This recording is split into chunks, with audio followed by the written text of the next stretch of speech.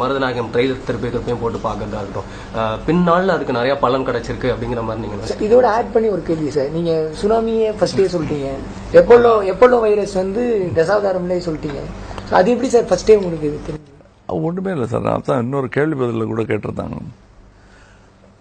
சரித்திரத்தை உத்து கவனிச்சோம்னா அதையே திருப்பி பண்ணிட்டு இருக்கோங்கிறது தெரியும். பூகோளத்தையும் படிக்கலாம், பூகோளமும் சரித்திரமும் சேர்த்து படிச்சான்னா அடுத்து என்ன நடக்க போகுதுங்கிறது தெரியும்.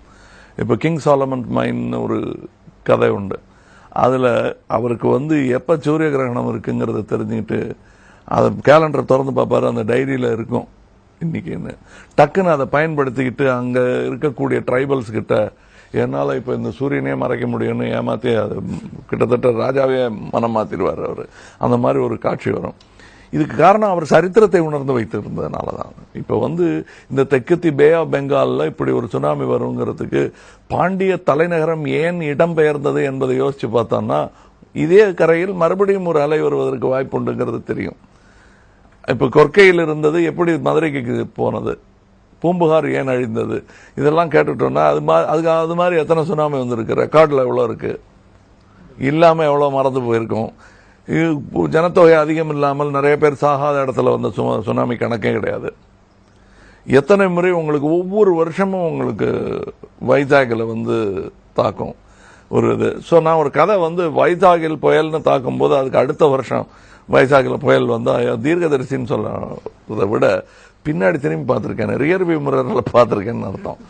இதுதான் நிகழ்ந்தது.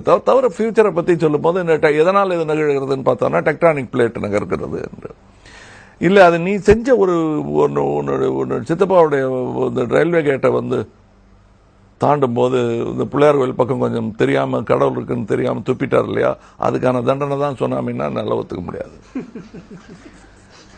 அது அப்படிப்பட்ட கொடூரமான ஒரு மனிதனே இருக்கக்கூடாதுங்கிறது தான் என்னுடையது. அது எல்லாம் கிருபா சமுத்திரம், என்னத்துக்கு சமுத்திரத்தை விட்டு பனிஷ் பண்ண போறாரு நம்மளை, அப்படி யோசிக்கணும்ல. அதுக்காக கடற்கரை ஓரம் வாழும் மீனவர்கள் செய்த குத்தத்துக்காக மொத்த மெட்ராஸே அழிப்பாரான்னா கடவுள். அப்படின்னா கொஞ்சம் பகுத்தறிவு இல்லாத ஆளாயிடுறாரு இல்லையா அவரு. அதெல்லாம் யோசிச்சு பார்க்கும்போது அந்த கொஸ்டின்ஸ் எல்லாம் இதுலயும் வருது. நான் படித்த சரித்திரமும் நான் படிக்காத சரித்திரமும் கேட்டு தெரிந்து கொண்டு வருவது தான் இது.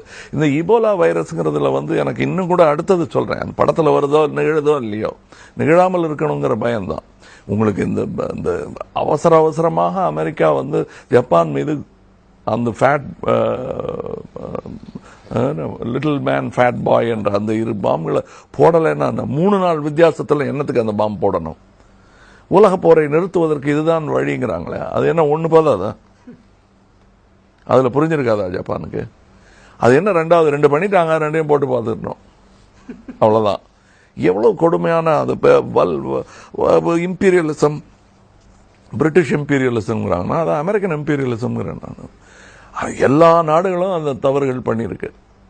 இந்தியா செய்யாமல் இருக்க வேண்டும். ஏன்னா இளம் நாடு, அது இன்னும் 200 வயசெல்லாம் ஆகல அமெரிக்கா மாதிரி. அந்த கர்வமும் திமிரும் வரும்போது இந்தியாவும் அந்த மாதிரி செய்யுமோ நம்ம. அப்படி செய்யாமல் இருந்தால்தான் நான் அஹிம்சை வழியாக வந்த வீரர்கள் என்பது தெரியும். ஏன்னா என்னை பொறுத்தவரையிலும் வீரத்தின் உச்சகட்டம் தான் அஹிம்சை. அதை காட்டுறதுக்கு தைரியம் வேணும். எல்லா பயலாலையும் நான் அஹிம்சாவாதின்னு சொல்லிட முடியாது. மகா தைரியசாலியால் தான் அதை செய்ய முடியும். இப்படி உலகம் பூரா நிகழ்ந்து கொண்டிருக்கும் கடந்த நிகழ்வுகளை பார்த்து இந்த மாதிரி நிகழக்கூடாதுன்னு நினைச்சு ஒரு சிம்ம சொப்பனம் கண்டால் அதை வந்து நீங்க எப்படி ஃபியூச்சர்ல வரப்போறதை சொன்னீங்கன்னா அவ்வளவு ப்ரெடிக்டபிளா இருக்காங்க இந்த அரசியல்வாதிகள்னு அர்த்தம். அவ்வளவு ப்ரெடிக்டபிளா இருக்கு இயற்கைன்னு அர்த்தம்.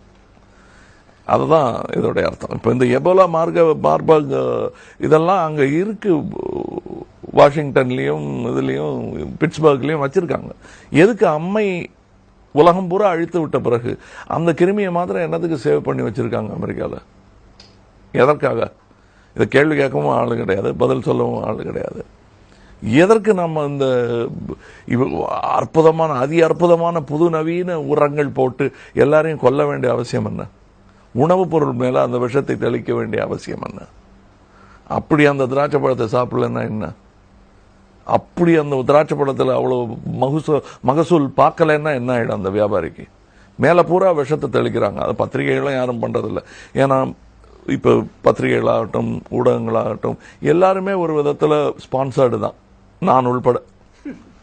ஸோ நான் பயமாக இருக்கணும். நான் வந்து இப்போ என்னை வைத்து எடுக்கும் தயாரிப்பாளருக்கு நான் கடமைப்பட்டவன்.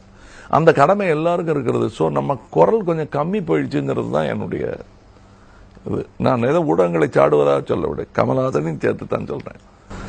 ஏற்கனவே கேட்டிருந்தேன் சார், இப்போ மாதத்துக்கு ஒரு வாட்டி பார்த்த வீடியோ திருப்பியும் பார்க்குறோம்.